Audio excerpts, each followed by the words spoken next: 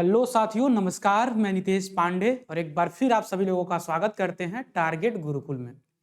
तो साथियों, BA LLB sociology की ये प्रैक्टिस सेट जो पीवाईक्यू है, इसको आज हम आपको कराने वाले हैं। ठीक है, क्योंकि आप लोगों का जो एग्ज़ाम है बहुत नज़दीक आ गया है। ठीक है, और इसको हम कराएंगे।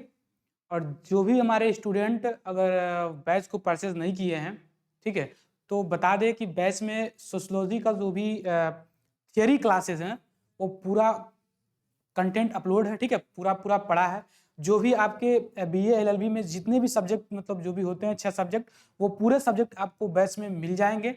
पूरे कंप्लीट पढ़ा दिया गया है, थियरी के साथ, क्लास नोट्स के साथ, पूरे चीज़ आपको उसमें इंक्लूड मिलेगी। ठीक है, तो जिनको भी अगर लगता है कि भाई लेना है तो ले सकते हैं। ठीक है, क्योंकि बहुत ही मतलब डीप तरीके से उसमें पढ़ाया गया है। ठीक है, मुझे लगता है कि उतना अगर आप कर लेंगे, जितना हम लोग पढ़ाए उसमें, जितना हम लोग करवाए हैं, उतना आप कर लेते हैं तो इतना जान जाइए कि मतलब पूरे एग्जाम को आप टॉप करने वाले हैं। ठीक है, तो आज हम बात करेंगे, ये आपको फर्स्ट सेमेस्टर, ठीक है, फर्स्ट सेमेस्टर का ये पीवाईक्यू है। ठीक है, देखिए यहाँ करना क्या आपको है, ये बीए एलएलबी, ठीक है,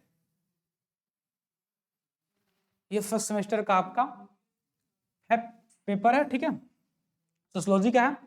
देखिए इसमें कुछ इस तरह को आपको मिलेगा पेपर। ठीक है, 3 घंटे का रहेगा। ठीक है, और इसमें आपको देखना क्या है, कुल 5 प्रश्नों के उत्तर दीजिए। आपको कुल 5 प्रश्नों का उत्तर इसमें देना है। ठीक है, प्रश्न संख्या 1 अनिवार्य है। ठीक है, आगे देखिए इसमें क्या चीजें हैं, और सभी प्रश्नों के अंक समान है। ठीक है, सभी जो प्रश्न है इसमें सभी का अंक क्या है, समान है। ठीक है, आगे हम लोग देखेंगे इसमें, यहां देखिए क्या दिया है। देखिए, निम्नलिखित में से किन्हीं 4 भागों का प्रत्येक का लगभग 100 शब्दों में उत्तर दीजिए। कितने शब्दों में देना है, तो 100 शब्दों में इसका उत्तर देना है। ठीक है, जैसे ध्यान से आप लोग देखिएगा। ठीक है, जब तक आप ध्यान नहीं देंगे तब तक आपका काम होने वाला नहीं है। इसीलिए आपको क्या करना है, आपको ध्यान देना है, जो भी चीजें बताई जा रही हैं देना है, क्योंकि आपको इस तरीके से, जिस तरीके से मैं इसमें बताने वाला हूँ, यूट्यूब पर आपको कोई कंटेंट नहीं मिलेगा। ठीक है, जितने अच्छे तरीके से आपको बताया जा रहा है यहाँ पे। ठीक है, तो आप एकदम ध्यान दीजिए और ध्यान देके इसको देखिए। ठीक है, यहाँ क्या कहा है, संघर्ष सिद्धांत। क्या कहा है, संघर्ष सिद्धांत। मुझे लगता है कि अगर जो भी हमारे साथी अगर बैच को परचेस किए होंगे, क्योंकि उनको बकायदा उसमें बहुत अच्छे तरीके से संघर्ष के बारे में बताया गया है। ठीक है, तो आपको करना क्या है, पहले आप लिखेंगे संघर्ष। ठीक है, पहले आप संघर्ष लिखेंगे। ठीक है, संघर्ष का कुछ अर्थ आप लिखेंगे कि इसका अर्थ कैसे होता है। ठीक है, पहले अर्थ आप लिखेंगे। ठीक है, उसके बाद आप करेंगे क्या कि जो भी हमारे विद्वान हैं, क्या है, विद्वान हैं, जो समाज शास्त्र के बारे में, यानी कि जो संघर्ष के बारे में कहे हैं, उनको लिखना है कि क्या कौन से विद्वान संघर्ष के बारे में क्या चीजें कहे हैं, इसको आपको उसमें लिखना है। ठीक है, सबसे बड़ी चीज तो यही उसमें होगी। ठीक है, बिना मतलब जैसे आप पहले संघर्ष का अर्थ लिखते हैं, पहले संघर्ष के बारे में कुछ लिखिए, उसके बाद संघर्ष का अर्थ लिखना है, फिर उसके बाद जो भी विद्वान कहे हैं उसको लिखना है। ठीक है, इस तरीके से अगर आप लिखते हैं तो एग्जामिनर भी देख के खुश होगा, भाई लड़का बहुत ही अच्छा, बहुत ही शानदार लिखा है कि नहीं है। तो ये करना क्या है, बहुत जरूरी है। ठीक है, तो इस तरीके से आपको लिखना है। ठीक है, चलिए हम लोग आगे देखते हैं इसी को, थोड़ी सी देखिए नोट्स में, देखिए इसमें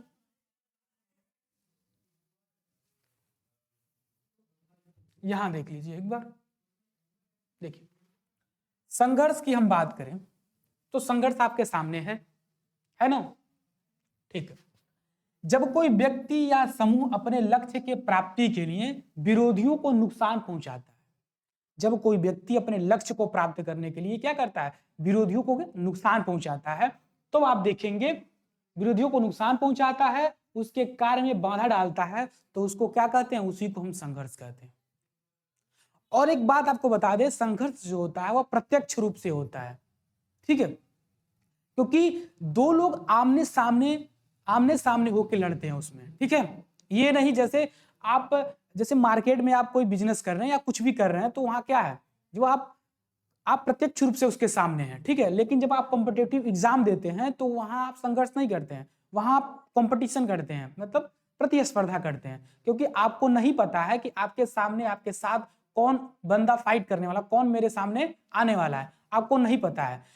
लेकिन संघर्ष में क्या है, संघर्ष में आपको पता है कि मेरे से कौन लड़ने वाला है, ठीक है। जैसे बात करें, अगर आपके क्लास का कोई लड़का है, क्या है, आपके क्लास का कोई लड़का है, तो उसके साथ आपका कैसे संघर्ष होगा भाई। दोनों लड़के, मान लीजिए दोनों लड़के पढ़ने में अच्छे हैं, ठीक है। जब पढ़ने में दोनों लड़के अच्छे हैं तो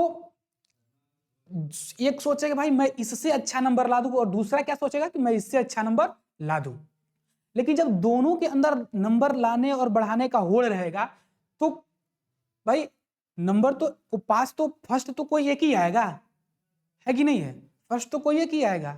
लेकिन दोनों को होड़ लगाएगा भाई मैं इससे ज्यादा टॉप करूं, तो करेगा क्या, वह संघर्ष का सहारा लेगा, कहीं ना कहीं वह नकल करेगा, ठीक है, कहीं ना कहीं कुछ तो करेगा भाई, तभी तो उससे आगे जाएगा। तो वहां क्या आ जाएगा, वहां संघर्ष आ जाएगा, और वह प्रत्यक्ष रूप से है। कैसा है, प्रत्यक्ष रूप से। कैसा है, प्रत्यक्ष रूप से, ठीक है।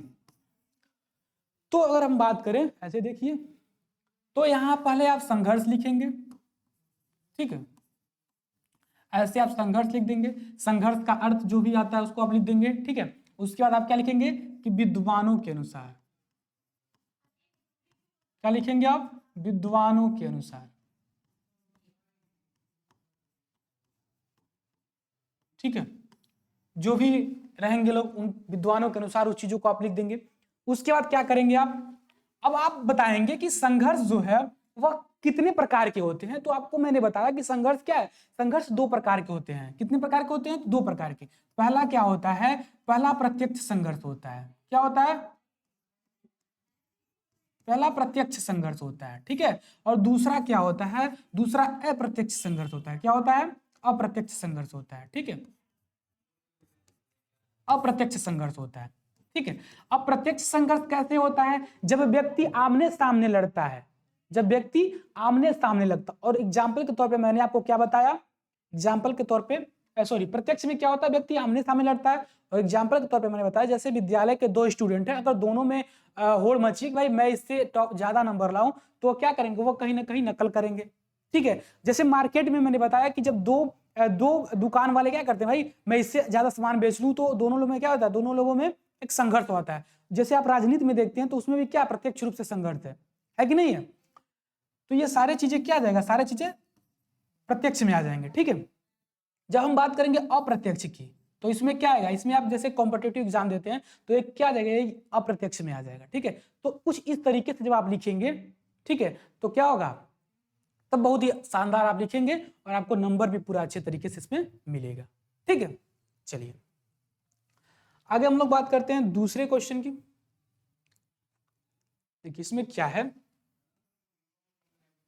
देखिए थोड़े से ध्यान देके देखिए, क्योंकि मरत रहा है दुनिया यहीं पे, ठीक है, लेकिन आप लोगों को मिल रहा तो क्या हो रहा है। चलिए छोड़िए, यहां देखिए बी, सामाजिक समूह। देखिए सामाजिक समूह क्या होता है, ठीक है, हम लोग क्या बात करेंगे, सामाजिक समूह क्या होता है। पहली बात तो सामाजिक, सोशल, यानी कि जो चीजें समाज से जुड़ी होती हैं उसको हम क्या कहते हैं, उसको हम सामाजिक कहते हैं। बात क्लियर हुआ, ठीक है। तो इसको हम क्या कहते हैं, इसको हम सामाजिक कहते हैं। और समूह का मतलब मैंने आपको पढ़ाया उस बैच में, समूह का मतलब क्या होता है, समूह का मतलब होता है कि दो या दो से अधिक व्यक्ति जब एक जगह इकट्ठा होते हैं तो उसको क्या बोलते हैं, उसको हम समूह बोलते हैं। क्या बोलते हैं, समूह बोलते हैं। बात क्लियर हुआ।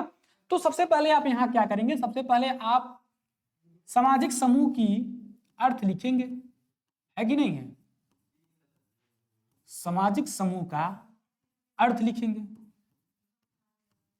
ये तो है ना कि नहीं है भाई, पहले तो आप अर्थ ही लिखेंगे, फिर सामाजिक समूह का कितने प्रकार के होते हैं आप प्रकार के बारे में लिखेंगे, ठीक है। प्रकार के बारे में लिखेंगे। बात क्लियर हो रहा है आप लोगों को? ठीक है, आपने पहले अर्थ लिखा, उसके बाद प्रकार लिखा। अब उसके बाद क्या लिखेंगे कि जो सामाजिक समूह है इसमें जो विद्वान है वह क्या सोच रहे हैं सामाजिक समूह को लेके, उनको लिखेंगे। 1, 2, 3 में तो जितने जो भी आपको याद आ रहा है, जो भी विद्वान याद आ रहे हैं, उनको आपको क्या लिख देना है। इससे क्या होता है, इससे बहुत ही अच्छा आपका क्या होगा, कंटेंट हो जाएगा। ठीक है, तो कुछ इस तरीके से आपको उसमें लिखना है। तो आइए आगे देखते हैं इसमें, इसी में सामाजिक समूह। ठीक है,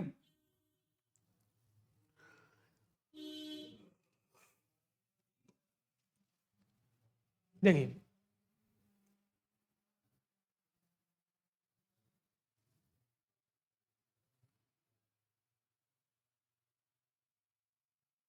देखिए यहाँ क्या है, समूह। कौन सा समूह, तो सामाजिक समूह। ठीक है, सामाजिक समूह। सामाजिक समूह ऐसे व्यक्तियों का एक समूह जिसके बीच किसी न किसी प्रकार का संबंध पाया जाता है। जब एक, दो या दो से अधिक व्यक्ति एक जगह इकट्ठा हो जाएंगे तो वो केवल समूह रहेगा, केवल समूह है। ठीक है, जब तक व्यक्ति के बीच अंतःक्रिया नहीं होगा, एक दूसरे से बीच जो अंतःक्रिया होती है, जो बात होता है, वह अगर नहीं हो रहा है, कम्युनिकेशन नहीं हो रहा है, तो कहीं ना कहीं वह क्या है, वह सोशल ग्रुप्स में नहीं आएगा। ठीक है, तो व्यक्ति के बीच अंतःक्रिया होना बहुत जरूरी है, तभी वो क्या कहलाएगा, तभी वो सामाजिक समूह कहलाएगा। ठीक है, उस तरीके से अगर व्यक्ति एक जगह इकट्ठा होते हैं तो आप उसको क्या बोलेंगे, आप उसको केवल ग्रुप्स बोल सकते हैं। ठीक है, समूह बोल सकते हैं। लेकिन सामाजिक समूह बनाने के लिए व्यक्तियों के बीच क्या होनी जरूरी है, अंतःक्रिया होनी बहुत जरूरी है। ठीक है, बिना अंतःक्रिया के व्यक्ति का जो समूह है, मुझे लगता है कि संभव ही नहीं है। ठीक है, चलिए तो आपको ये लिखना है। ठीक है, उसके बाद क्या लिखना है कि ग्रुप्स कितने प्रकार के होते हैं, सामाजिक ग्रुप कितने प्रकार के होते हैं, इसको लिख देना आपको। उसके बाद करना क्या है, उसके बाद आपको जो भी वैज्ञानिक हैं, जो भी विद्वान इनके हैं, जैसे मैकाइवर पेज हैं, इन्होंने सामाजिक ग्रुप के बारे में क्या सोचा है, इनकी क्या अवधारणाएं हैं, इसको आपको लिखना है इसमें। ठीक है, उसके बाद आप देखेंगे कि इसी में एक है अकबर एवं निमकॉफ, ये भी क्या है, ये भी एक समाजशास्त्री है। ठीक है, तो ये क्या सोचते हैं, ये सोचते हैं कि जब कभी दो या दो से अधिक व्यक्ति एक दूसरे से मिलते हैं और उनके बीच क्या होता है, एक संबंध स्थापित होता है। क्या स्थापित होता है, तो एक संबंध स्थापित होता है, तो उस संबंध स्थापित को हम क्या कहते हैं, तो उसी संबंध स्थापित को हम सामाजिक समूह कहते हैं। क्या कहते हैं, उसी संबंध स्थापित को हम सामाजिक समूह कहते हैं। बात क्लियर हुआ? चलिए, मुझे लगता है कि अब बहुत ही अच्छे तरीके से आप लोगों ने समझ चुके होंगे इस चीज को, है कि नहीं है? चलिए, क्योंकि ऐसे आप इसको लिख दिए हैं, ठीक है, तो आपका ये कंटेंट बहुत अच्छे तरीके से तैयार हो गया। ठीक है, चलिए आगे देखते हैं हम लोग और क्वेश्चन जो है, देखिए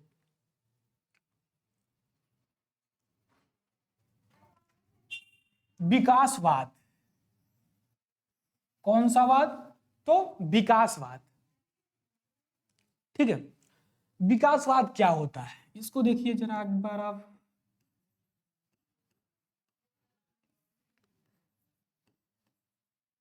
विकासवाद, ठीक है, विकास का अर्थ क्या होता है, विकास का अर्थ होता है कि लगातार किसी चीज का बढ़ना। ठीक है, लगातार किसी चीज का बढ़ना वो विकासवाद कहलाता है। ठीक है, जैसे जब पहले जो था, पहले की जो क्या बोलते हैं उसको भाई, ऐसे छोड़िए उसको, देखिए इसको देखिए। जैसे कोई लड़का, जैसे कोई बालक अगर जन्म ले रहा है तो क्या होगा, वो धीरे धीरे बढ़ता है। ठीक है, तो वो जब बढ़ रहा है तो उसको क्या बोलेंगे हम, उसमें विकास हो रहा है। ठीक है, तो आपको करना क्या है, ऐसे आप उसका अर्थ लिखना है। ठीक है, अर्थ लिखना है, फिर परिभाषा उसका उसका दीजिए। ठीक है, अर्थ परिभाषा। ठीक है, विकासवाद जो होता है वो कितने प्रकार के होते हैं। ठीक है,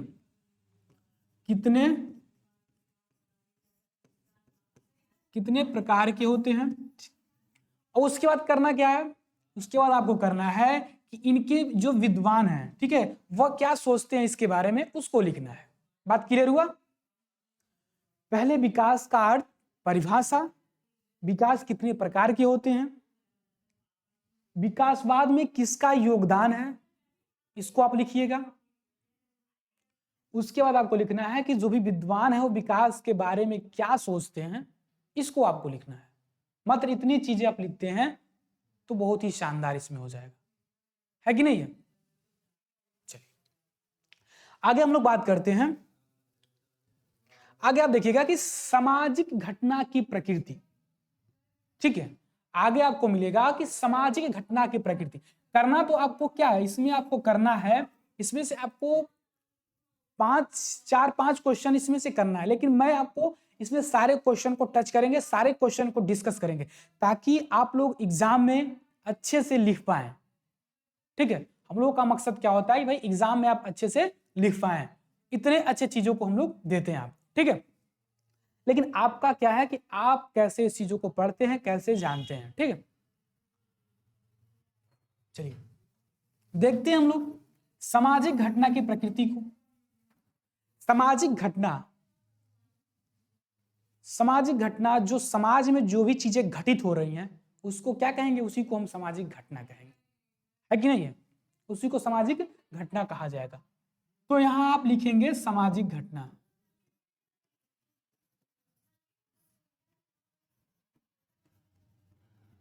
सामाजिक घटना, ठीक है।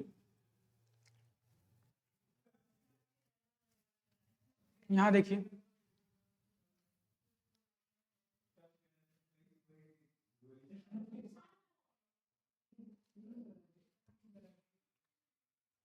सामाजिक घटना, ठीक है। प्राकृतिक घटना के विरुद्ध जो घटनाएं होती हैं वे क्या हैं, वे सामाजिक घटनाएं हैं।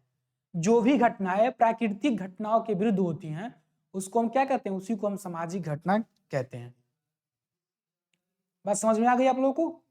जो भी प्राकृतिक घटनाओं के अनुकूल मतलब विपरीत, मतलब उनके उल्टा, जो भी प्राकृतिक घटनाओं के विपरीत जो भी चीजें घटती हैं उसको हम क्या कहते हैं, उसको हम सामाजिक घटना कहते हैं। अब सामाजिक घटनाएं कौन कौन से हैं इसको देख लीजिए आप लोग। सामाजिक घटनाएं क्या होता है, तो समुदाय होता है, विद्यालय होता है, और उनके क्या होते हैं, उनके कार्यस्थल होते हैं, ठीक है। व्यक्तियों के बीच अगर अंतःक्रिया हो रहा है तो ये भी क्या, ये भी सामाजिक घटनाएं आ जाएंगी। क्या आएंगी, सामाजिक घटना के अंतर्गत आएंगी, क्योंकि व्यक्ति के बीच एक अंतःक्रिया हो रही है, व्यक्ति एक जगह, व्यक्ति एक दूसरे से मिला, बातचीत हुई, कहीं ना कहीं वो उनके विचारों से क्या हुए, प्रभावित हुए। जब प्रभावित होंगे तो क्या होगा, उनके बीच अंतःक्रिया होगी, और वही अंतःक्रिया क्या हो जाएगी, सामाजिक घटना के अंतर्गत आ जाएगी। बात क्लियर हो रहा आप लोगों को। उसके बाद जैसे परिवार अगर बन रहा है तो ये भी क्या, ये भी सामाजिक घटना के अंतर्गत आता है। परिवार,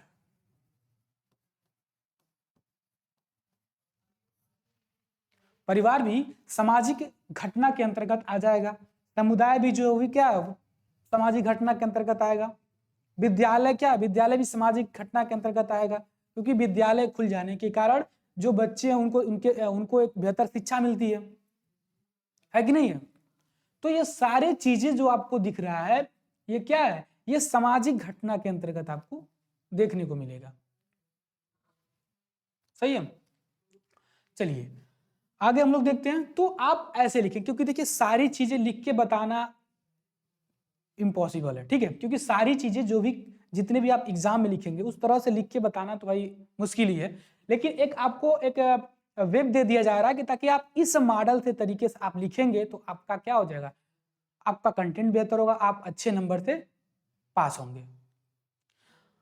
और अगर आपको इसका डीप वीडियो चाहिए तो भाई बैच, इसी के लिए तो बैच बनाया गया ताकि उसमें आपको पूरे अच्छे तरीके से पूरी कंटेंट आपको उसमें मिली हुई है। ये आपको मैं जो भी चीजें मैं बता रहा हूं, ठीक है, जो भी मैं बोल रहा हूं तो आप मैं बोल रहा हूं तो आपके अंदर जा रही है।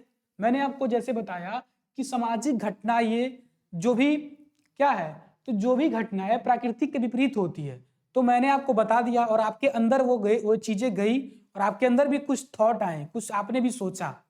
जब मेरी थॉट और आपकी थॉट जब दोनों एक जगह टकराती है, जब एक जगह इकट्ठा होती है, तो एक नए चीजों का वहां क्या होता है, सृजन होता है। जब वो सृजन होगा नए चीजों का, तो कहीं ना कहीं जो आप और भी अच्छे चीजों को आप उसमें लिख सकेंगे, और भी अच्छे कंटेंट और भी अच्छी चीजें उसमें इंक्लूड कर सकेंगे। ठीक है, तो इसीलिए हम लोग इस तरीके से आपको बताते हैं। तो अच्छे तरीके से आप इसको देखिए और सोचिए, एग्जाम में अच्छे तरीके से जाके लिख दीजिए। और इससे अच्छे डीप और चाहिए तो आप बैच को एनरोल कीजिए, बैच को परचेस कीजिए। ठीक है, चलिए आगे बढ़ते हैं हम लोग। आगे क्या है, आगे देखिए, आगे आपको दिया कि शोध संरचना, रिसर्च क्या होता है, रिसर्च। अब आप देखेंगे कि शोध, शोध क्या होता है, किसी चीजों को खोजना, उसी को हम क्या कहते हैं, शोध कहते हैं। किसी भी क्षेत्र में किसी विषय वस्तु का खोज करना, उसको ही हम क्या कहते हैं, उसी को हम शोध कहते हैं। बात क्लियर हुआ? आगे आइए हम लोग देखते हैं इसको और अच्छे तरीके से।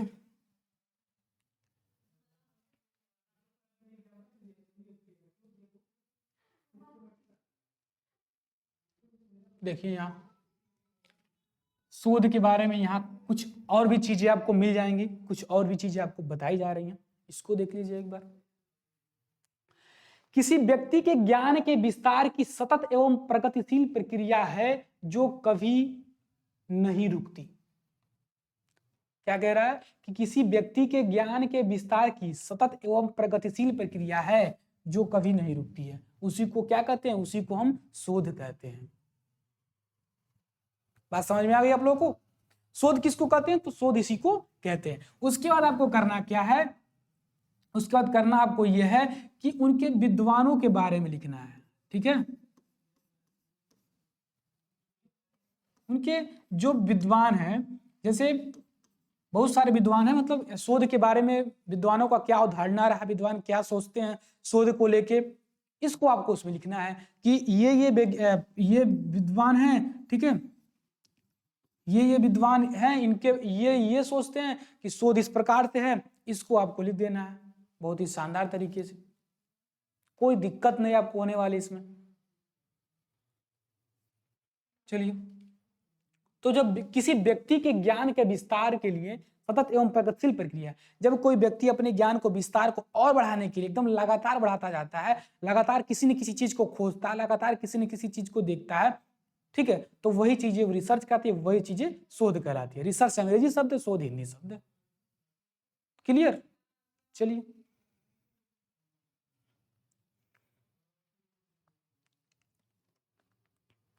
और यहां हम लोग देखने वाले हैं मैक्स वेबर के बारे में। आपसे क्या बोल रहा है कि मैक्स वेबर, केवल मैक्स वेबर दिया, यानी कि मैक्स वेबर के बारे में ये जानना चाहता है। तो आइए, पहले आप वैसे लिखेंगे कि मैक्स वेबर, क्या लिखेंगे,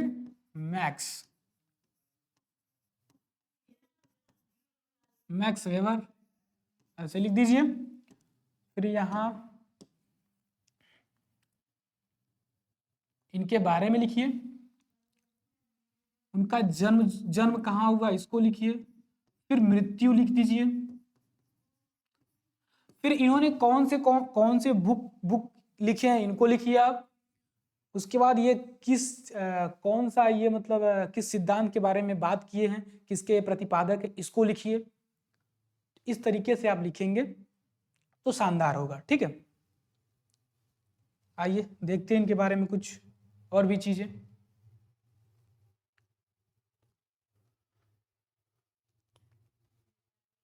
यहां देखिए एक बार, मैक्स वेबर आपके सामने दिख रहे हैं।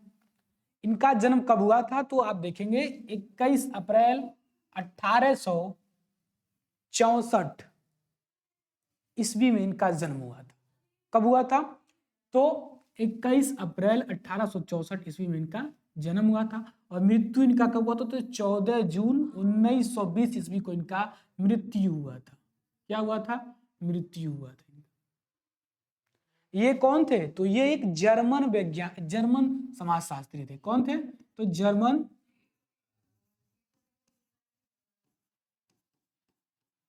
ये एक जर्मन समाजशास्त्री थे, ठीक है, इंडियन नहीं थे। ये कौन थे? ये एक जर्मन समाजशास्त्री थे। इतना तो आपको समझ में आ रहा होगा।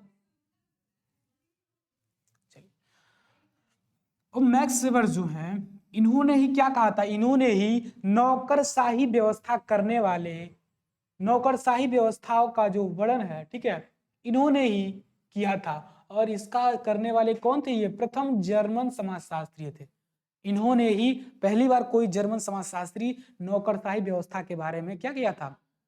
प्रतिपादन किया था इसका, इसके बारे में ये बताए थे, ठीक है, यही पहली बार इसको बताए थे। यहां तक क्लियर हुआ?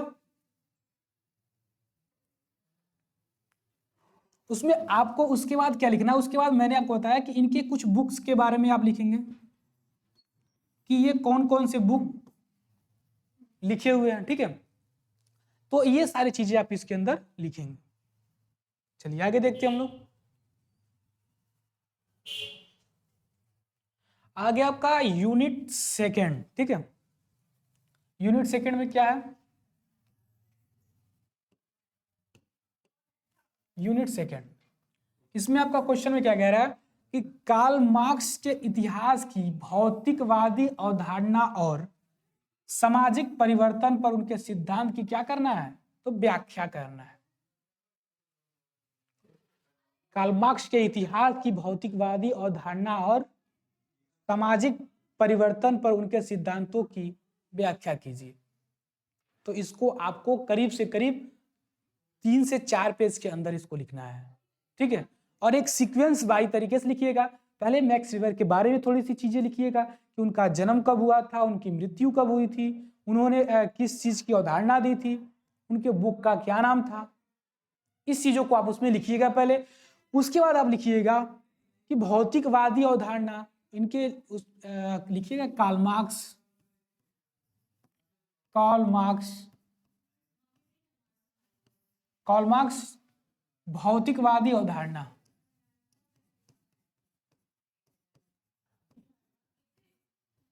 भौतिकवादी अवधारणा यहाँ।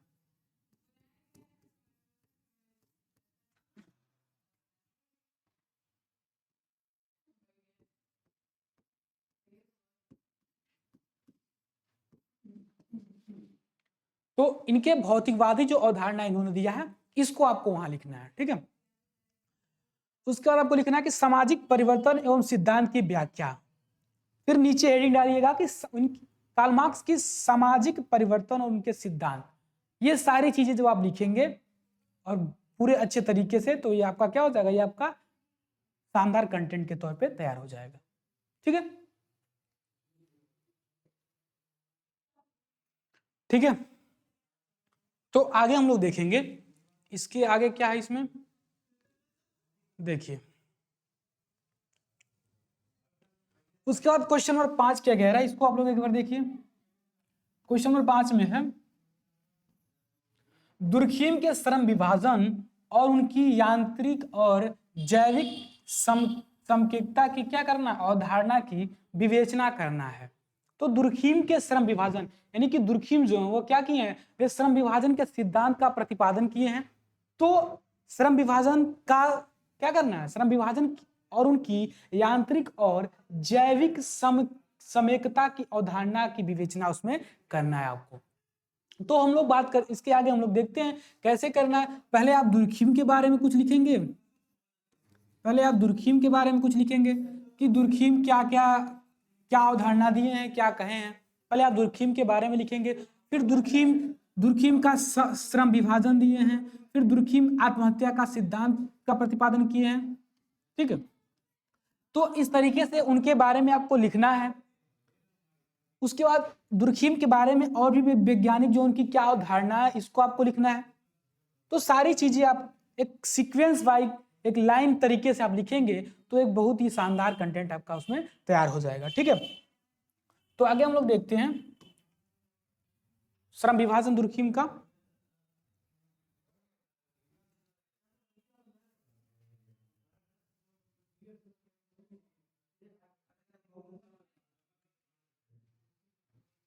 देखिए, श्रम विभाजन, दुर्खीम का मानना है, किसका मानना है? तो दुर्खीम का मानना है श्रम विभाजन महज एक आर्थिक रणनीति नहीं है। जो श्रम विभाजन है वो केवल क्या है? आर्थिक रणनीति नहीं है, बल्कि एक महत्वपूर्ण घटना का तंत्र माना जाता है। जो श्रम विभाजन है वो क्या है? वह केवल एक आर्थिक रणनीति नहीं है, वह क्या है? तो वह एक महत्वपूर्ण सामाजिक घटना का एक महत्वपूर्ण सामाजिक तंत्र माना जाता है, जो सामाजिक कार्य क्षमता और संगठन को निर्धारित करता है। किसको निर्धारित करता है? तो सामाजिक की जो कार्य करने की जो क्षमता होती है और जो संगठन होता है, इस चीज को ये निर्धारित करता है। कौन करता है? तो आप देखेंगे श्रम विभाजन करता है। ठीक है, श्रम विभाजन करता है, श्रम विभाजन करता है। और दुर्खीम का मानना है, किसका मानना है? तो दुर्खीम का मानना है, जिन्होंने इसका प्रतिपादन किया, जिन्होंने इसको बताया है, उनका मानना है। ठीक है, आइए आगे बढ़ते हैं हम लोग। तो आप इसको भी कितने पेज में? कम से कम 4 से 5 पेज में आपको क्या करना है? 4 से 5 पेज में, 4 से 5 पेज में इसको लिखिएगा। 4 से 5 पेज में जो आप लिखेंगे इसको, तो एकदम बहुत ही शानदार ये आपका कंटेंट होगा। राइट?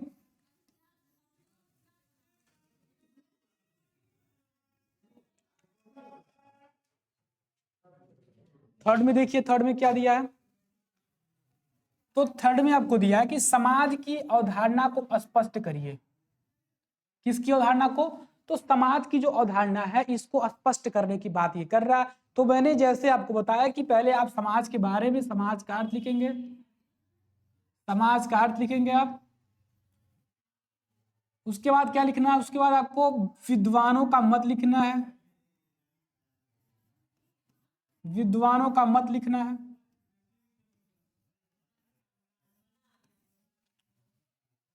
कौन कौन से विद्वान समाज के बारे में क्या क्या मत रखे, इन चीजों को आपको उनके अंदर क्या करना है? बखूबी अच्छे तरीके से इंक्लूड कर देना है। क्लियर? देख लीजिए एक बार।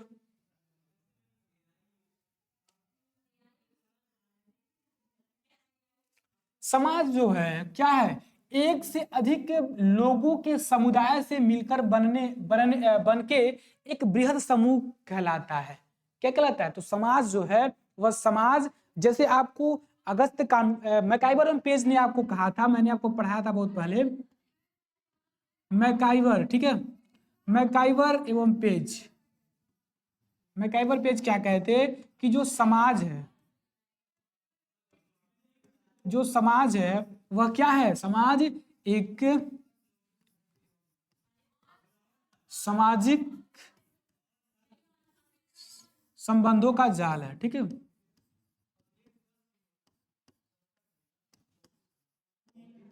संबंधों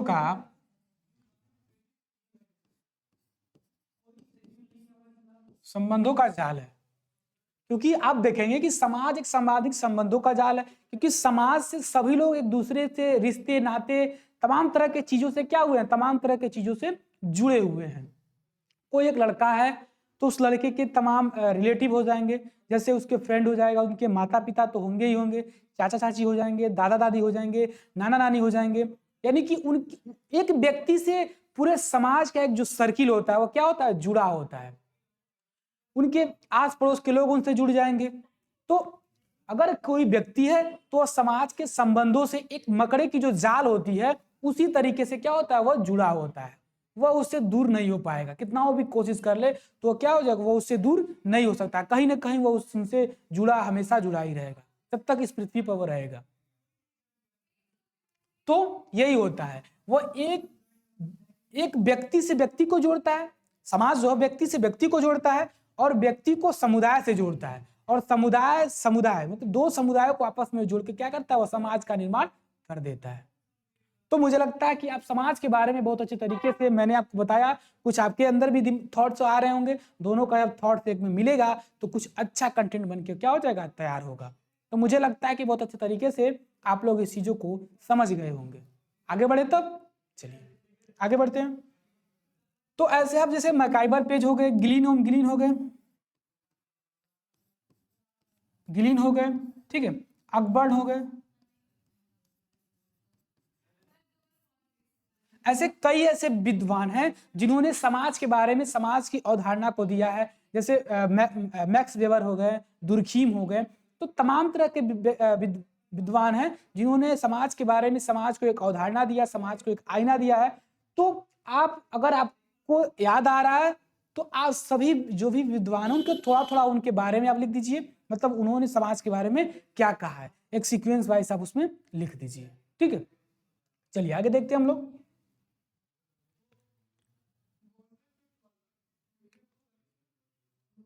यहां देखिए,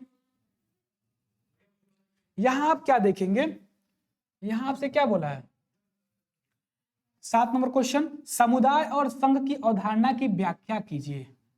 आपको क्या व्याख्या करना है कि समुदाय क्या है, संघ क्या है, इनकी जो अवधारणा है इस चीजों को व्याख्या करना है कि समुदाय क्या कहलाता है, संघ क्या कहलाता है। तो आइए हम लोग देखते हैं कि समुदाय क्या कहलाता है और संघ क्या कहलाता है।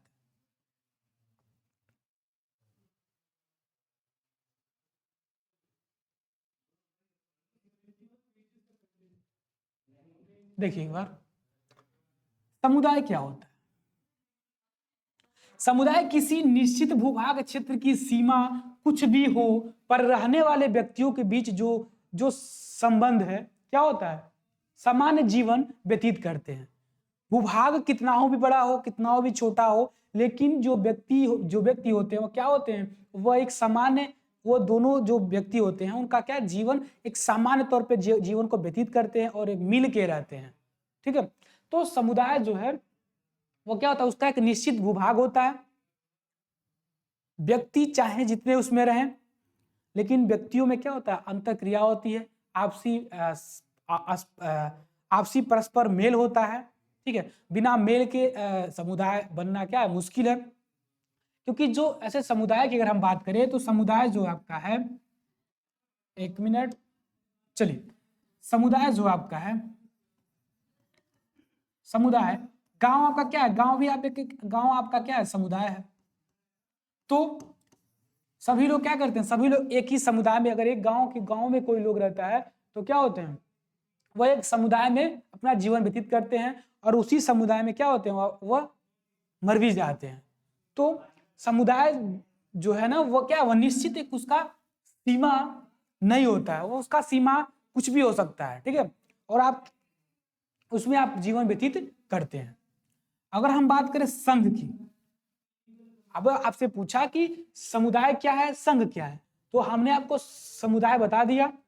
अब आपको क्या करना है, उसमें अलग से क्या करना है, तो समुदाय के बारे में जो भी विद्वान है वो क्या थॉट रखते हैं, क्या सोचते हैं, इसको आपको उसमें लिखना है। समुदाय कितने प्रकार के होते हैं, इसको आपको लिखना है। उसके बाद आपको उसमें क्या करना है कि संघ क्या होता है।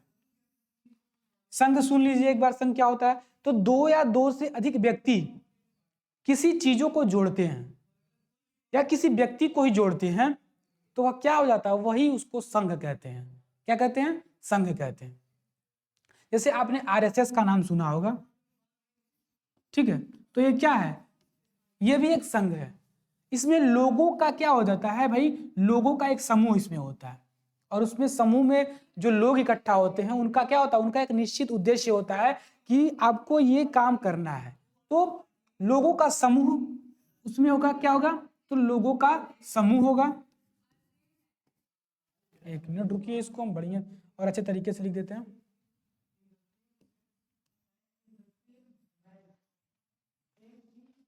देखिए, लोगों का समूह,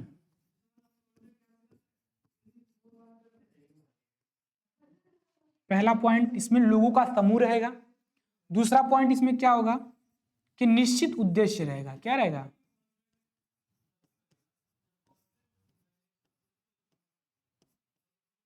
इसमें निश्चित उद्देश्य रहेगा, किस चीज को करना है। और निश्चित उद्देश्य के साथ क्या रहेगा कि दो या दो से अधिक व्यक्ति आपस में जुड़ेंगे और जुड़ के किसी चीजों को, किसी व्यक्ति को भी जोड़ेंगे। ठीक है, किसी व्यक्ति और किसी चीज को जोड़ेंगे तो वही चीज आपको क्या कहलाएगी, वही चीज आपको संघ कहलाएगी। बात क्लियर हुआ? आगे देखते हैं हम लोग।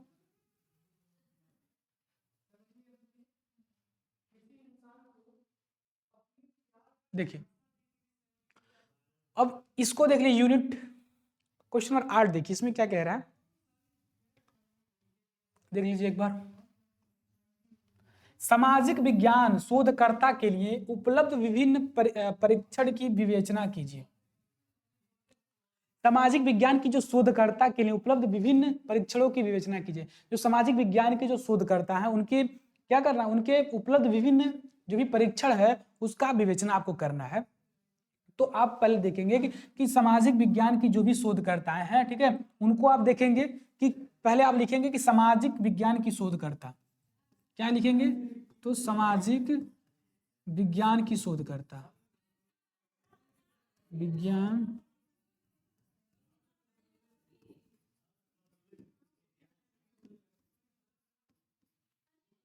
क्लियर, आप इसको लिख देंगे। फिर उसके बाद लिखेंगे कि विद्वान जो हैं, क्योंकि विद्वानों का लिखना बहुत जरूरी है बाबू। जब तक आप लिखेंगे कि नहीं कि ये विद्वान जो है वो सामाजिक विज्ञान के अंदर क्या क्या चीजें दी है, तब तक ये अच्छा होने वाला नहीं है। तो इसको करने के लिए आपको करना क्या है, आपको विद्वान का लिखना बहुत जरूरी है। तो उसके बाद आप विद्वानों के बारे में लिखेंगे, फिर विद्वानों ने इन सामाजिक शोधकर्ताओं के बारे में क्या क्या थॉट रखे, क्या क्या सोचे, इसको भी आपको उसके अंदर लिखना है। तो अगर इस तरीके से आपको लिखेंगे इसको, ठीक है। चलिए आगे बढ़ते हैं हम लोग। आगे क्या है इसको देखिए, लास्ट क्वेश्चन आपका ये है 9 नंबर का। डेटा संग्रह की विभिन्न विधियों का वर्णन कीजिए। डेटा के स्रोत, नमूने और डेटा संग्रह के लिए उपयोग की जाने वाली तकनीकियों का विवरण दीजिए। ठीक है, तो इसमें आपको क्या करना है, डेटा संग्रह की विभिन्न विधि का वर्णन कीजिए। जो भी डेटा संग्रह की जो विभिन्न विधियां हैं उनके बारे में क्या करना है, उनके बारे में आपको लिखना है कि किस प्रकार से जो डेटा संग्रह की विभिन्न विधियां हैं। पहले आप विधि यहां डालेंगे, कहां डालेंगे, यहाँ विधि डालेंगे, ठीक है, विधि डालेंगे। उसके बाद आप इसमें विधि लिखेंगे। उसके बाद क्या करेंगे आप, डेटा का स्रोत क्या है, डेटा का स्रोत क्या है, इसको लिखेंगे आप। उसके बाद आप लिखेंगे डेटा का संग्रह, डेटा का कहां गया, हाँ, डेटा का संग्रह।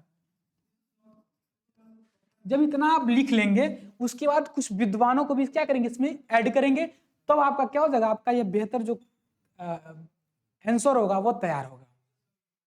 क्लियर हो गया?